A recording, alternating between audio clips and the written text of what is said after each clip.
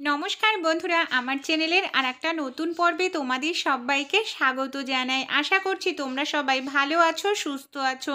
বন্ধুরা, প্রত্যেক দিনের একই রকম কাজ করতে কিন্তু আমাদের কারোই ভালো লাগে না, আর রোজকারের কাজগুলো তো করতেই লাগে। তাই সেই কাজগুলোকে যদি আমরা একটু টিপস খাটিয়ে করি, কাজগুলো করতেও যেরকম সহজ হয়ে যাবে, সেই সঙ্গে কিন্তু বন্ধুরা আমরা নিজেদের জন্যও কিছুটা সময় বের করতে পারবো। চলো তাহলে এমনই কিছু ইউজফুলি কিচেন টিপস দেখে নিই। প্রথমে যে টিপসটি শেয়ার করছি বন্ধুরা, এখানে দেখো আমি একটি আলু দু টুকরো করে কেটে নিয়েছি। আলুটাকে কি কাজে ব্যবহার করব বন্ধুরা? আমরা গ্যাসের সিলিন্ডার তো প্রত্যেকেই রান্নাঘরে ব্যবহার করি।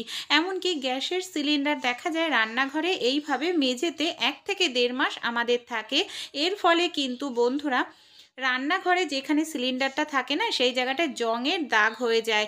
তাই বন্ধুরা, যখনই আমরা গ্যাসের সিলিন্ডারটাকে রাখবো, আমরা যদি গ্যাসের সিলিন্ডারের এই নিচের দিকটায় একটুখানি আলুর রস এইভাবে সিলিন্ডারের নিচে খুব ভালো করে লাগিয়ে রেখে দিই, তাহলে কিন্তু বন্ধুরা গ্যাসের সিলিন্ডারটা আমরা 5 থেকে 6 মাস রেখে দিলেও মেঝেতে কিন্তু কোনো রকম জংয়ের দাগ পড়বে না।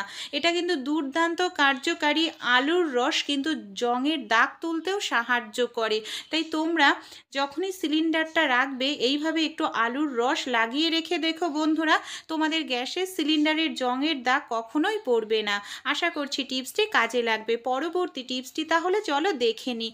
এরকম ধরনের লিকুইড সিঁদুর তো বন্ধুরা আমরা প্রত্যেক মহিলারাই ব্যবহার করে থাকি, কিন্তু দেখা যায় কিছুদিন ব্যবহার করার পরে লিকুইড সিঁদুরটা আমাদের শেষ হয়ে যায় বা শুকিয়ে যায়। শুকিয়ে গেলে আমরা ভাবি কি যে সিঁদুরটা হয়তো শেষ হয়ে গেছে, আমরা এটাকে আর কোনো কাজে লাগাই না, ফেলে দিয়ে আবার নতুন করে মার্কেট থেকে কিনে নিয়ে আসি।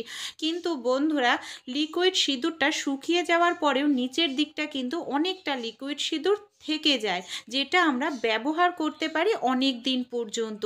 তাহলে এই লিকুইড সিঁদুরটাকে আমরা কিভাবে ইউজ করতে পারবো? এখানে দেখো বন্ধুরা, আমি নিয়ে নিচ্ছি গোলাপ জল।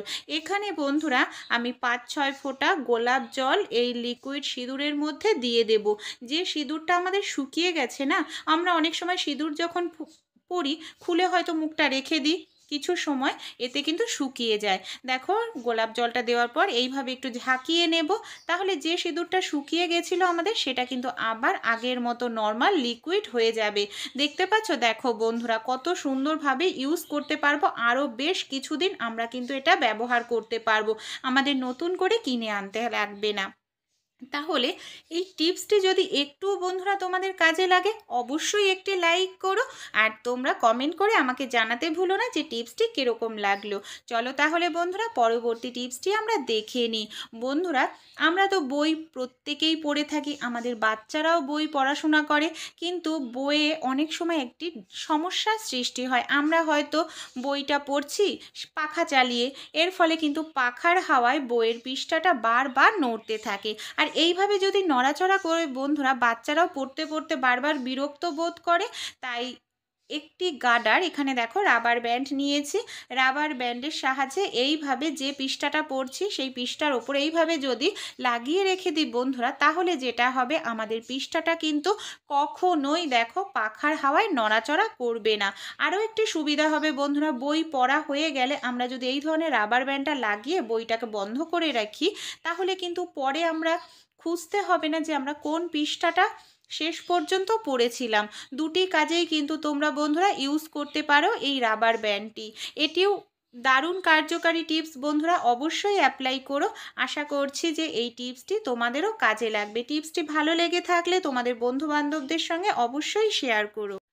তাহলে চলো বন্ধুরা আমরা পরবর্তী টিপসটি দেখে নিই। বন্ধুরা, এখানে দেখো আমি নিয়ে নিয়েছি 2 চামচ। অনেক সময় বন্ধুরা আমাদের বাড়িতে যে চিমটাটা থাকে, আমরা রুটি সেকার সময় হয়তো চিমটাটা হাতের কাছে খুঁজে পাই না, বা অনেকের থাকেও না। তা আমরা কিন্তু 2 চামচ দিয়েই বাড়িতে খুব সহজেই চিমটা তৈরি করে নিতে পারি, যে কোনো গরম জিনিস ধরতেও আমাদের সুবিধা হবে। এখানে আমি নিয়েছি জামা কাপড় মেলার যে ক্লিপগুলো থাকে না, সেই ক্লিপগুলো। এইভাবে দেখো ক্লিপের ওপরে আমি একটি চিমটাকে এইভাবে লাগিয়ে নিলাম বন্ধুরা। এইভাবে রাবার ব্যান্ড দিয়ে চামচটাকে সাহায্যে খুব ভালো করে চিমটাটাকে লাগিয়ে নেব।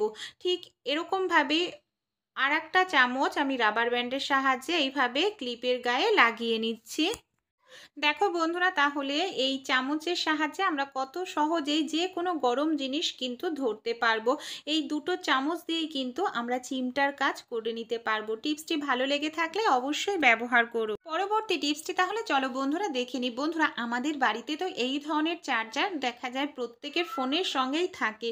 আর এই চার্জারগুলো বন্ধুরা অনেকটা জায়গাও লেগে যায়।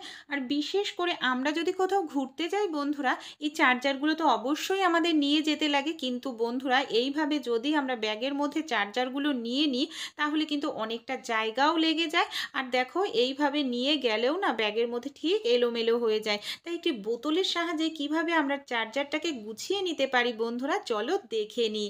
আমাদের বাড়িতে যে বোতল থাকে না, বোতলের দেখো এই মুখের কাছটায় সরু মতো একটি অংশ থাকে কিন্তু বন্ধুরা, এটাকে দেখো আমি এটাকে ছুরির সাহায্যে খুলে নিয়েছিলাম। এটা সহজেই কিন্তু খুলে গেল।